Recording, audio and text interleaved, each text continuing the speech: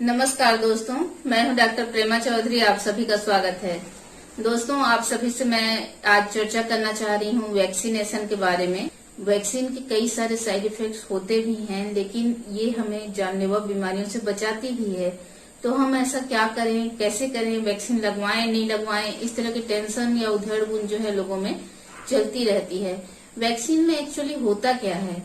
Vaccine जब हम लगवाते हैं तो वैक्सीन में वायरस को बहुत ज्यादा कमजोर करके डाला जाता है। जो भी वायरस, बैक्टीरिया वगैरह है जिससे हमें बचना है, उस बीमारी के जो वायरस है या बैक्टीरिया है, उस सूक्ष्म जीव को, उस पैथोजन को कमजोर करके हमारे शरीर में डाल दिया जाता है। और हमारे शरीर के जो हमारे रोगों से लड़ने वाले जो सेल्स होते हैं, जो हमारे WBCs होते हैं, वो फिर उसको फाइट करके हटा देते हैं। एक तरह से समझ सकते हैं कि हमारे शरीर में जो सोल्जर्स हैं उनको ट्रेनिंग दी जाती है कि किस तरह से अगर वो नेचुरल डिसीज हम पर अटैक करेगी तो उसको फाइट करके हराना है।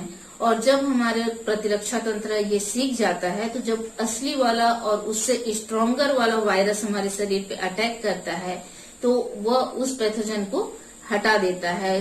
उससे लड़ने के लिए वो तैयार रहता है, रेडी रहता है। उसकी मेमोरी में हमारी बॉडी की ये फिट हो जाता है कि अगर इस तरह का वायरस या बैक्टीरिया आया तो उससे इस तरह से फाइट करके हरा देना है। और इस तरह से हमारी बॉडी जो है उस रोग से लड़ पाती है और उसको अपने ऊपर अटैक नहीं करने देती है। और अटैक अगर होता है तो वो माइनर होता है।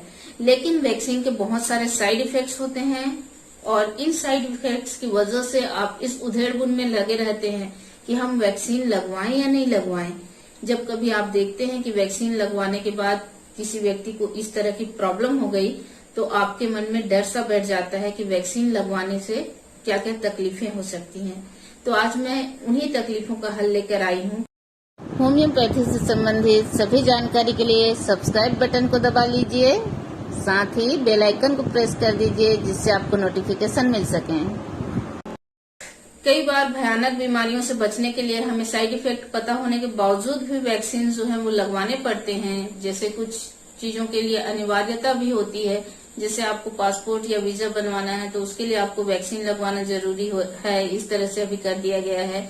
इसी तरह से आपको किसी तरह के एग्जाम के लिए ये बाध्यता किया जा सकता है कि आप जब तक वैक्सीनेटेड नहीं रहेंगे आपको इस जगह पे एंट्री नहीं मिलेगी। सिर्फ कोरोना के वैक्सीन की मैं बात नहीं कर रही हूँ, कोई सा भी वैक्सीन अगर आप लगवाते हैं और उसकी वजह से साइड इफेक्ट आते हैं, जैसे अभी कोरोना के काल में ही आप देखते हैं कि वैक्सीन लगवाने के बाद लोगों में कुछ कुछ लक्षण उत्पन्न होते हैं।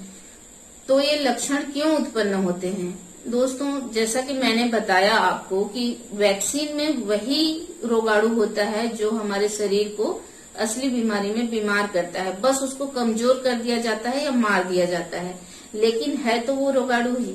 तो इसलिए हमारा शरीर उसको फाइट करने के लिए उससे लड़ता है और इस लड़ाई की वजह से हमारे शरीर का तापमान जो है वो थोड़ा बढ़ जाता है।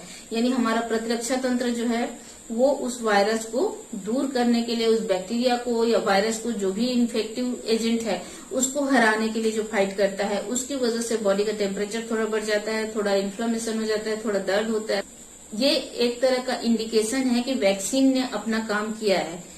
लेकिन कभी कभी ये प्रॉब्लम जो है ज्यादा बढ़ जाती हैं और बहुत ज्यादा साइड इफेक्ट जो है वो होने लगते हैं।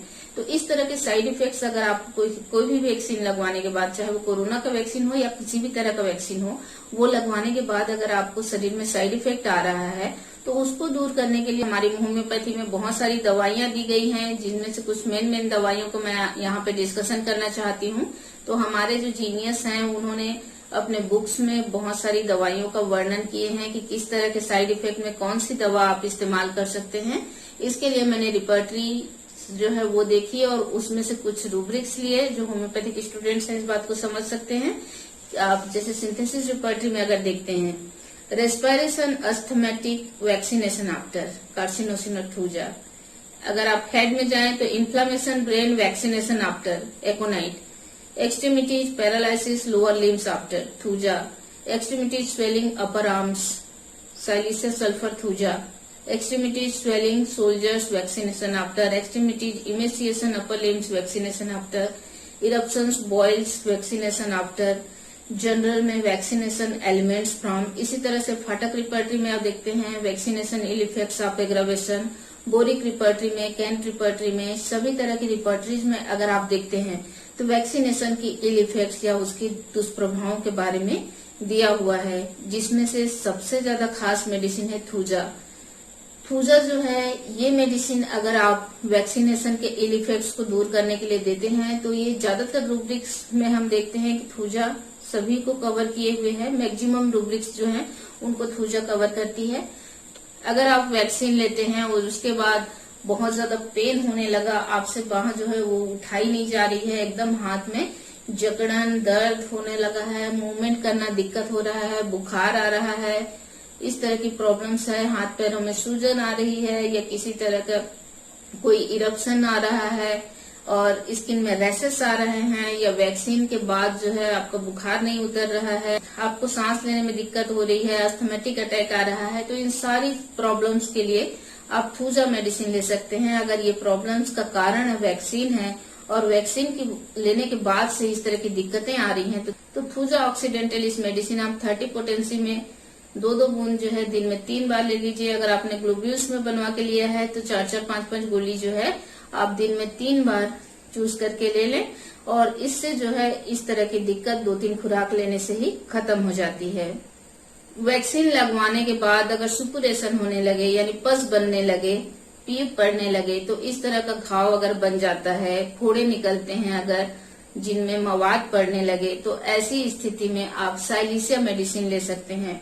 अगर वैक्सीन लगवाने के बाद किसी को झटके आने लगे, जैसे मिर्गी की तरह दौरे पड़ने लगे, कन्वर्जन्स आने लगे, तो ऐसी स्थिति में भी साइलिसिया मेडिसिन जो है 200 या 30 पावर में 2-2 बूंद दिन में 3 बार पेशेंट को दिया जा सकता है। और अगर थूजा से कोई प्रॉब्लम ठीक ना हो, थूजा फेल हो जाए और साइलिसिया इंडिकेटेड ना लगे, तो ऐसी स्थिति में आपको क्या करना है, एंटीम टार्ट करके एक मेडिसिन आती है, एंटीमोनियम टार्टेरिकम। ये मेडिसिन आप दे सकते हैं 30 पावर में 4-4 पीस जो है दिन में 3 बार या 2-2 बूंद दिन में 3 बार 30 पोटेंसी में एंटीमोनियम टार्टेरिकम, जो तब देनी है जब थूजा फेल हो जाए, आपकी प्रॉब्लम्स को रिलीव करने में और साइलिसिया इंडिकेटेड ना हो, यानी पस पड़ने की या मवाद पड़ने की स्थिति निर्मित नहीं हुई हो। वैक्सीन लगवाने के बाद अगर किसी को लकवा मार जाता है या पैरालिसिस हो जाता है तो उस स्थिति में जो है आपको फायदा करती है medicine arsenic. Arsenicum album 30 potency में आप 2-2 बूंद दिन में 3 बार उस पेशेंट को दे सकते हैं। कोई भी मेडिसिन जो है बिना चिकित्सक के परामर्श के ना लें, अपने चिकित्सक को दिखाएं। इस तरह के वीडियोस बनाने का मेरा उद्देश्य बस यही है कि मैं लोगों तक ये जानकारी पहुंचा सकूं कि उनको पता हो कि होम्योपैथी में इस तरह की समस्याओं का समाधान है, और इसीलिए मैं आपको यहाँ कुछ दवाइयां मेंशन करती हूँ जिससे आप समझ सकें कि होम्योपैथी किस तरह से आपकी प्रॉब्लम्स को सॉल्व करने में सक्षम है। लेकिन दोस्तों, सेल्फ मेडिकेशन खतरनाक होता है, कभी भी सेल्फ मेडिकेशन हमें नहीं करना चाहिए, हमें अपने चिकित्सक से जरूर परामर्श लेना चाहिए। तो आपके जो भी नजदीकी होम्योपैथ हैं उनके परामर्श से वैक्सीनेशन का कुछ भी बैड इफेक्ट होता है तो आप उसको दूर कर सकते हैं। और वैक्सीनेशन ही नहीं, कोई भी प्रॉब्लम हो तो आप जो है अपने होम्योपैथ से कंसल्ट कीजिए और इस तरह से अपनी परेशानियों से आप निजात पा सकते हैं। होम्योपैथिक दवाएं बहुत सेफ होती हैं, लेकिन तभी जब आप उसे चिकित्सक की देखरेख में लेते हैं। अगर गलत तरीके से, गलत डोजेज में, गलत पोटेंसी में दवा ली जाए तो वो आपको नुकसान भी कर सकती है। तो नजदीकी होम्योपैथ से मिलिए। अगर आप मुझसे कंसल्ट करना चाहते हैं तो आप ऑनलाइन कंसल्ट कर सकते हैं, जिसके लिए आपको डिस्क्रिप्शन में लिंक मिल जाएगा। उम्मीद है आपको यह जानकारी अच्छी लगी होगी। अगर अच्छी लगी तो लाइक करना मत भूलिएगा। साथ ही दोस्तों, मेरे चैनल को सब्सक्राइब कर लीजिए और बेल आइकन को प्रेस कर दीजिए, जिससे मैं जो भी वीडियोस लेकर के आऊँ उसके नोटिफिकेशन आपको मिल सके। और अपने वैल्यूएबल कमेंट्स कमेंट बॉक्स में जरूर लिखें। आपके पॉजिटिव कमेंट्स हमें एनर्जी देते हैं कि हम इस तरह से और वीडियोस जो हैं वो बना सकें। जुड़े रहिए हमारे चैनल से। मिलते हैं अगले वीडियो में। धन्यवाद।